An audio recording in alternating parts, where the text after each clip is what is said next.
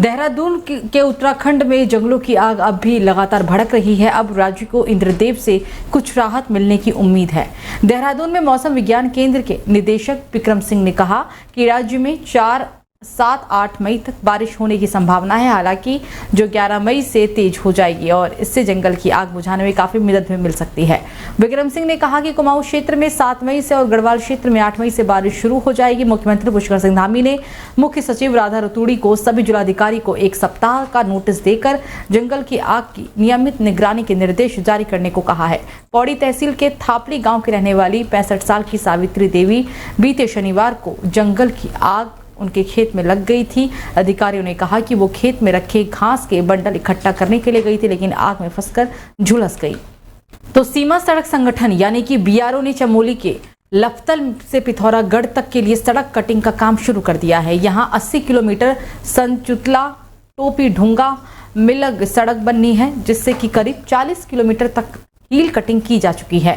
चमोली जिले से लगे चीन सीमा क्षेत्र में अब सेना और आईटीबीपी की आवाजाही सुगम और आसान हो जाएगी। सीमा संगठन यानी कि बीआरओ ने चमोली के लफ्तल से पिथौरागढ़ तक के लिए सड़क कटिंग का काम शुरू कर दिया। यहां 80 किलोमीटर संचुतला टोपी ढूंगा मिलन बन रही है और इससे करीब बीआरओ ने साल 2028 तक सड़क निर्माण का काम भी पूरा करने का लक्ष्य रखा है। इस सड़क के बनने से सेना के जवानों की चमोली के रास्ते पिथौरागढ़ तक की किलोमीटर 500 की दूरी सिर्फ अब 80 किलोमीटर में ही पूरी हो जाएगी।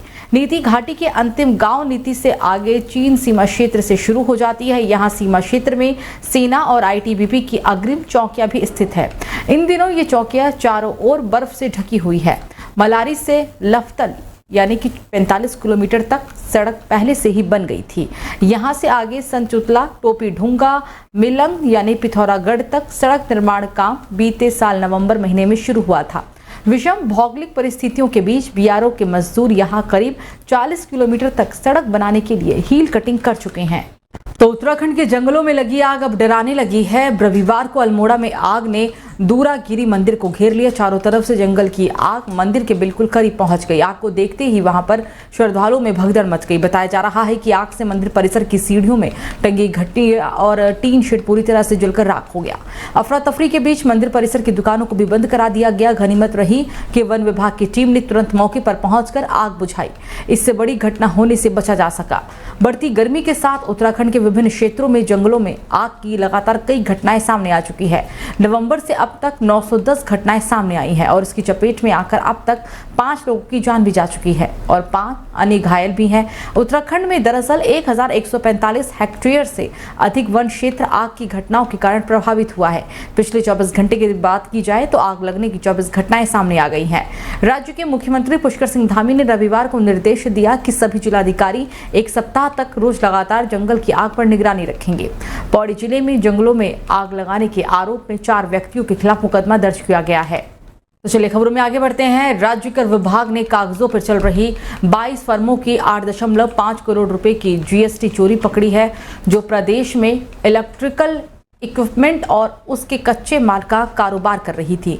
इन फार्मों पर जीएसटी टीमों ने 2 दिन पहले छापा भी मारा था और दस्तावेज जब्त भी किए थे। प्रथम अगर हम दृष्टि से देखें तो इतनी चोरी पकड़नी एक बहुत बड़ी बात है। कुछ फार्मा ने हालांकि 1.65 करोड़ जमा भी करा दिया था।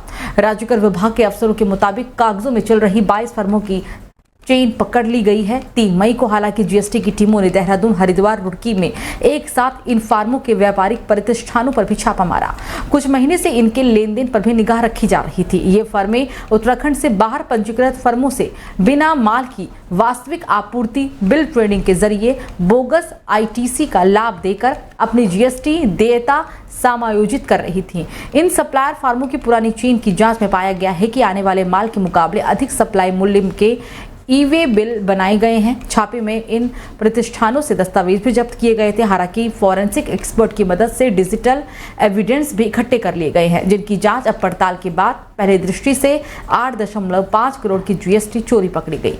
तो लालकुआं उप खनिज खनन निकासी गेट पर अज्ञात चोरों ने कांटों पर लगे कंप्यूटर के उपकरणों पर हाथ साफ करते हुए 3 बोर्ड और 2 इंडिकेटर चोरी कर ली, जिससे आज सुबह से खनन निकासी गेट 2 घंटे बाधित रहा, जिससे सैकड़ों वाहनों की लंबी कतारें भी लगी रही। आपको बता दें कि लाल कुआं उप खनिज खनन निकासी गेट पर विभागीय लापरवाही के कारण सीसीटीवी कैमरे नहीं लगाए गए हैं, जिससे चोरों के हौसले लगातार बुलंद दिखते हैं। और इसके अलावा हालांकि कांटे पर कोई भी चौकीदार मौजूद रहने से बचता है, इस प्रकार की घटना को अंजाम देने से चोरों के हौसले और बुलंद हो जाते हैं। तो वहीं 2 घंटे तक खनन निकासी काम बाधित होने के बाद कांटों को संचालित करने वाली संस्था ओम गुरु ट्रेडर्स के द्वारा नए उपकरणों को लगाने के बाद खनन निकासी काम सुचारू रूप से संचालित किया गया। लाल कुआं गेट है, यहाँ पर हमें सूचना मिली कि रात को 3 कीबोर्ड और 2 इंडिकेटर चोरी हो गए हैं। तो इसकी सूचना उच्च अधिकारी को दी गई है और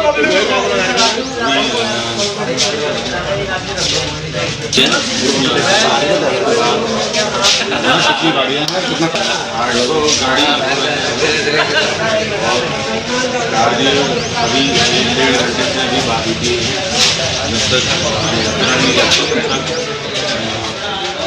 गाड़ी अंदर भेजना और निकासी करना। ये जैसे विषय है कांटे वालों का, तो उनकी तरफ से तहरीर सौंपी जाएगी कि हमारे उपकरण चोरी हो गए हैं। ने भी ये जब आंदोलन करा था 2-3 महीने, तब भी कैमरे के द्वारा और ये कांटे के द्वारा खनन होगा करके इन्होंने शर्त कहा था कि लगाएंगे। सरकार ने अभी तक तो कांटे लगे नहीं। आज हम रात भर यहाँ गाड़ी लेके खड़े हैं और यहाँ सुबह पता चलता है कि कांटे में चोरी हो गई है। कैमरे लगे होते तो वो चोरी नहीं होती, पता चलता किसने करी। और अभी तक कोई विभाग वाला आने को तैयार नहीं है। डीएलएम साहब को भी किसी ने फ़ोन नहीं करा, इंचार्ज ने भी नहीं, और ना रेंजर साहब को। अभी कोई अधिकारी यहाँ सक्षम है ही नहीं। अभी कोई इसका कांटे का देख रेख करने वाला कोई मालिक ही नहीं है, यहाँ कांटा मालिक भी नहीं है। कितनी गाड़ियाँ? ये लाल कुआं गेट है और कम से कम 800 गाड़ियाँ हैं गेट, और कम से कम नहीं तो रोल्टी का आप लगा लो, चाहे 24-25 का एक गाड़ी का रोल्टी कटती है और कितना नुकसान